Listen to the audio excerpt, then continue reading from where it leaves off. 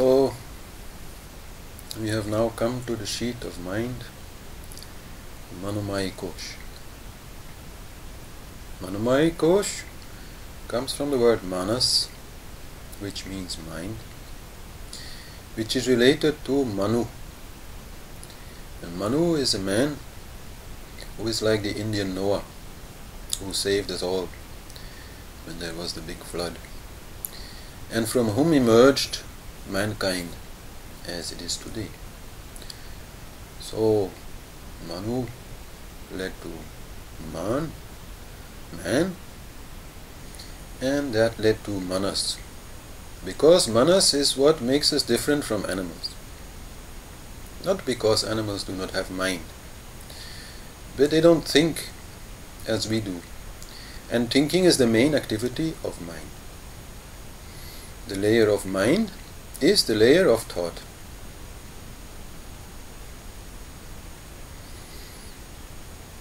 Thought uses words and concepts, but these do not belong to mind. These belong to the next sheath, the sheath of knowledge, the sheath of the intellect. Mind is the one who is processing these words, processing these concepts, using them to create a picture of our environment.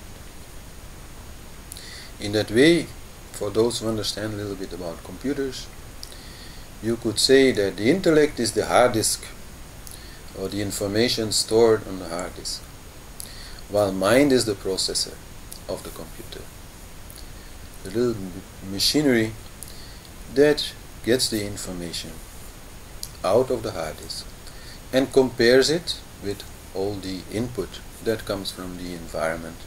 In the case of a computer, that would be the internet, or a printer, or a scanner, or a camera, or something like that. So mind is the one who interprets these signals that are coming in through the five senses, makes a picture of these signals, creates the illusion of the universe as we perceive it, creates the shapes, creates the colors, creates the smells, and so on.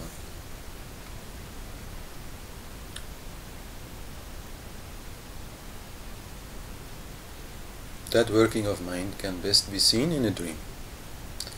In a dream, what we perceive is perceived as a reality, while afterwards we say this is only a dream. So this is the power of mind.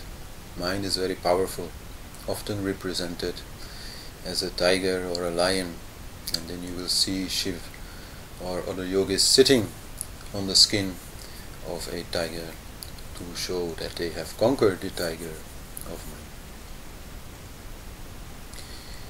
The function of mind is for survival, for avoiding that which is dangerous, and for finding that which is pleasurable, nutritious, etc., necessary for survival.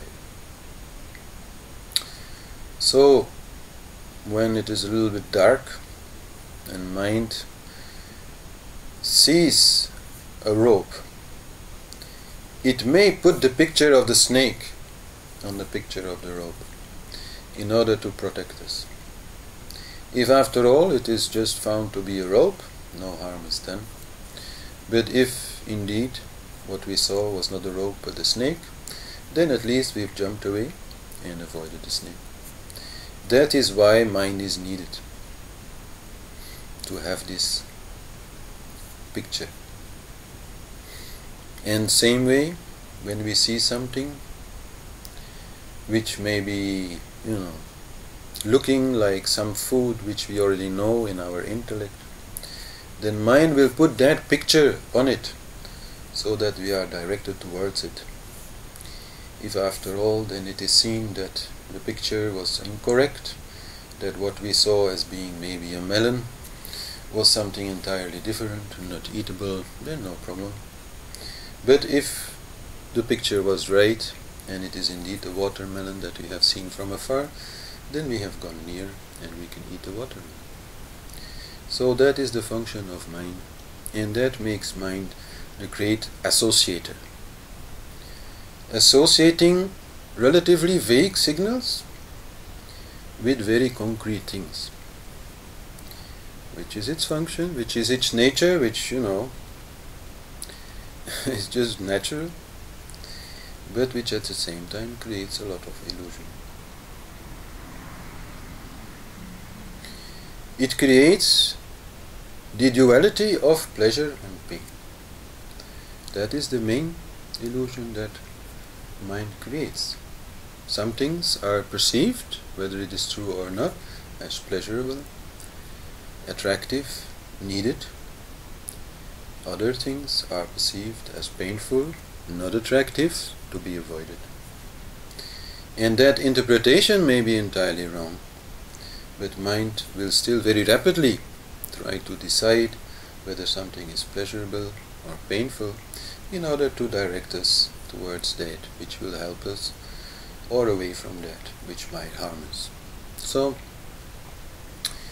that is the essential function of mind, and in that way also, of course, all animals have it, but their thought, you could say, is less conscious, less self-conscious, which has less to do with mind, but more to do with Manomayi, the body of knowledge, being less developed.